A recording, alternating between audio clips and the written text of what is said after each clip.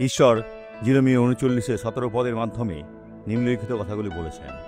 কিন্তু সেই দিন আমি তোমাকে উদ্ধার করিব, ইয়া সদাপ্রভু কহেন, এবং তুমি যে লোকেদের হইতে উদ্বিগ্ন হইয়াছ তাহাদের হস্তে তুমি সমর্পিত হইবে না। যে ঈশ্বরকে ভয় করে, তার ইচ্ছা পালন করে, সে মুক্তি পাবে। এমনকি যদি এটি সবচেয়ে খারাপ অপরাধীও হয়, দাঁত সজ্জিত আর ঘৃণার সাথে, ঈশ্বর তাকে আপনাকে স্পর্শ করতে দেবেন না। বিশ্বাস করুন, বিশ্বাসই একমাত্র জিনিস যা আমাদের ঈশ্বরের সাথে এক করে। ঈশ্বরের সাথে এক হও, বিশ্বাস করো যে ঈশ্বর আপনাকে এখন এবং চিরকাল বিজয় দান করবেন। আর এমন কোনো কথা নেই যে আপনি হেরে যাবেন, আপনি জিতবেন। আপনার মুখে ইতিবাচক কথা, বাইবেলের বাক্য এবং এগিয়ে যাও। এখন প্রার্থনা করি।